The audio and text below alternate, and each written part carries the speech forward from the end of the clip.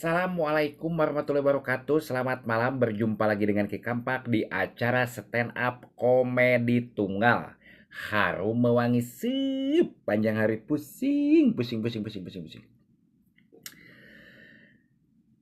Tukang sayur beunghar dianggap muja. Emang kumaha gitu Ki? Nah, aya kisah tukang sayur sok ditatanggung arana teh Ucok ke. Si Ucok ieu teh manehna teh boga mobil elep. Boga angkotna tilu.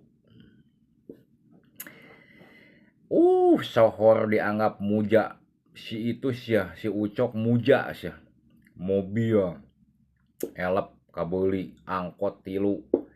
Teu nyaho mah batur teh bibirintik teh boga duit dikumpal-kumpul pake nganjuk elep. Langsung meuli angkot da malurah angkot ge nya anu kolot mah. Batur geus teu dagang sayur ditinggalkeun, hayuh we mamawa elep. Sibuk dianggapna teh muja tuh cenah si itu menekot sukses cenah ngadadak. Teu nyaho mah sirah batur puyeng. Puyeng kunaon ngudag setoran. Loba hutangna. Giliran batur bangkrut ngageledag tumbang bungah ngahahah. Ceuk aing ge naon tuh muja teu kataekan teh kitu cenah. Akhirna naon hulang-huleng cenah. Langling linglung jadi we gelo cenah ayeuna teh. Batur teh gelo teh naon disebut gelo. Padahal lain gelo batur ngahulang teh akibat hareudang.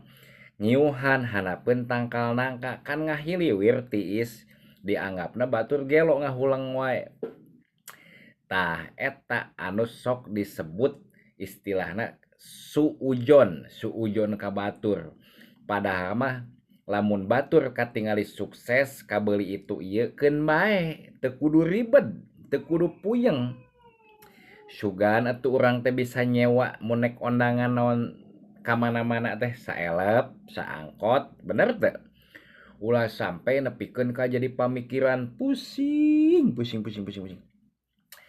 Akhirna batur teu gelo, urang nu gelo engkena. Bener teu? Ulah sampe nepikeun ka kitu.